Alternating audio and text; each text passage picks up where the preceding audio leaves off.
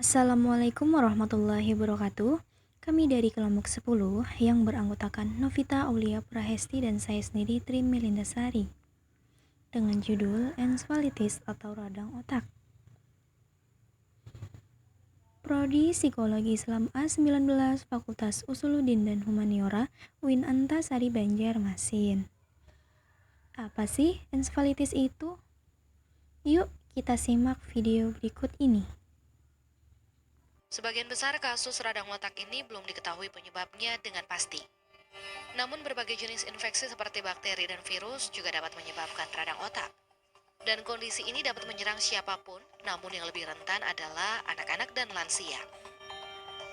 Radang otak umumnya diawali dengan gejala-gejala ringan seperti sakit kepala, lelah, demam, serta pegal-pegal. Meski jarang terjadi, radang otak dapat berpotensi menjadi kondisi yang serius dan dapat mengancam jiwa.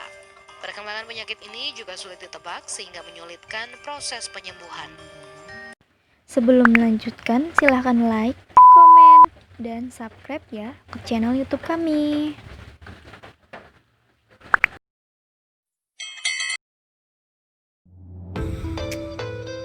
Definisi: encephalitis atau radang otak adalah kondisi yang ditandai dengan munculnya peradangan pada jaringan otak akibat adanya infeksi virus.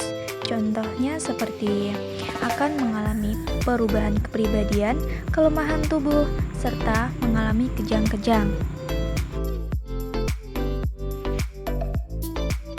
Pemulihan encephalitis umumnya ditentukan oleh sejumlah faktor. Yang pertama, usia pasien, yang kedua, jenis virus, dan yang ketiga, tingkat keparahan. Ada dua jenis radang otak, yakni primer dan sekunder. Radang otak primer adalah munculnya peradangan pada otak yang disebabkan oleh infeksi virus secara langsung di otak dan sumsum tulang belakang. Sedangkan radang otak sekunder adalah peradangan pada otak yang muncul di bagian tubuh dan kemudian menyebar ke otak. Tanda-tanda dan gejala. Gejala radang otak terbagi menjadi dua, yaitu kategori ringan hingga berat. Gejala radang otak ringan yang menyerupai flu yakni: pertama, demam, kedua, sakit kepala, ketiga, mual dan muntah, keempat, leher terasa kaku, kelima, sakit otot dan persendian, dan yang terakhir, kelelahan yang parah.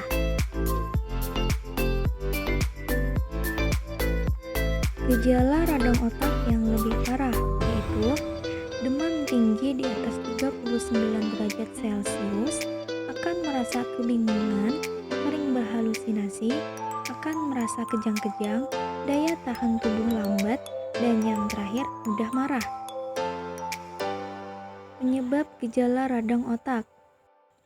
Ada dua jenis penyebab radang otak. Yang pertama, penyebab radang otak primer, dan yang kedua, penyebab radang otak sekunder.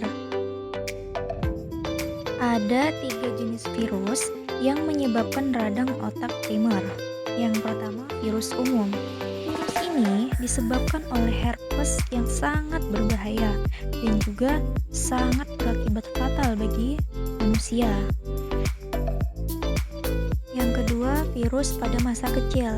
Virus ini terjadi ketika di waktu kecil saja, seperti terkena penyakit cacar, rubella, dan juga campak. Dan yang terakhir, virus arbovirus. Virus ini disebabkan oleh adanya virus dari nyamuk, kutu air, dan serangga. Ada tiga jenis virus yang menyebabkan radang otak sekunder. Yang pertama, terdapat riwayat infeksi. Peradangan akan memicu kembali setelah imun bereaksi terhadap infeksi sebelumnya. Yang kedua, autoimun. Ini terjadi apabila sistem imun bereaksi terhadap infeksi sebelumnya juga. Yang ketiga, kondisi kronis. Kondisi ini contohnya seperti HIV yang dapat menimbulkan gejala lainnya. Faktor-faktor risiko. Yang pertama, faktor usia. Kelompok usia dari anak kecil hingga lansia akan lebih rentan mengalami radang otak karena pengaruh dari usianya. Yang kedua, sistem kekebalan tubuh yang lemah.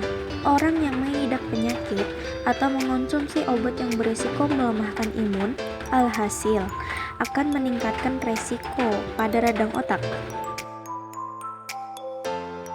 Yang ketiga, wilayah geografis. Tingkat daerah dengan populasi nyamuk atau kutu pembawa virus dapat meningkatkan resiko untuk mengalami radang otak. Kemudian yaitu komplikasi. Apa saja kemungkinan permasalahan yang terjadi apabila terjadi ensefalitis atau radang otak?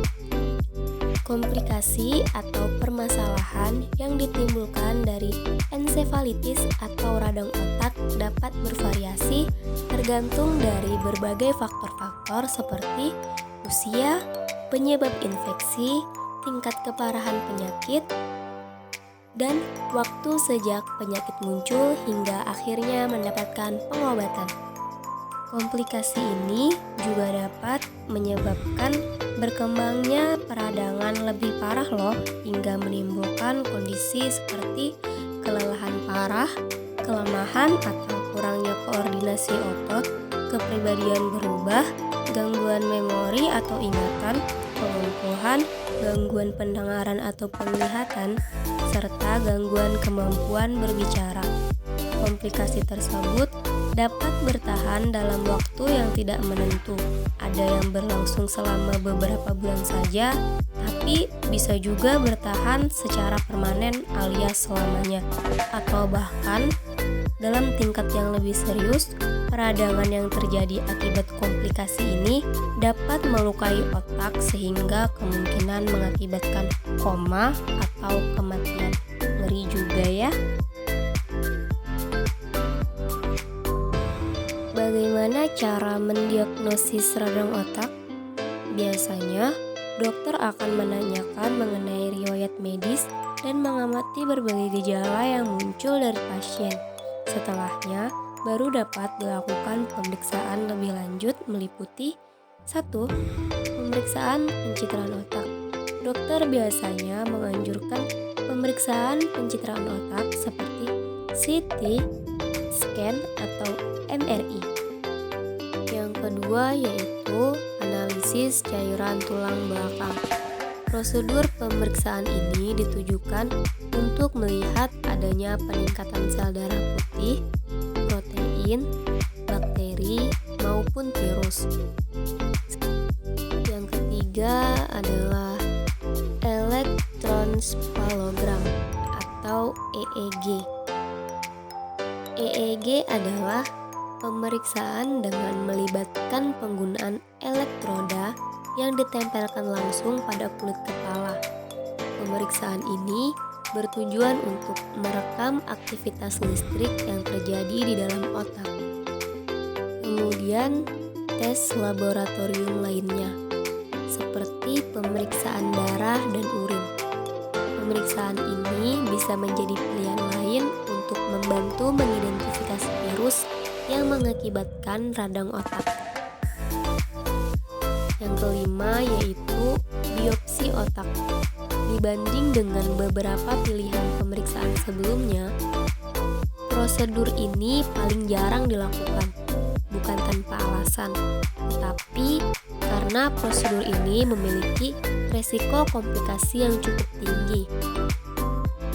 Berikut adalah gaya hidup dan pengobatan rumahan yang dapat membantu Anda mengatasi ensefalitis atau radang otak.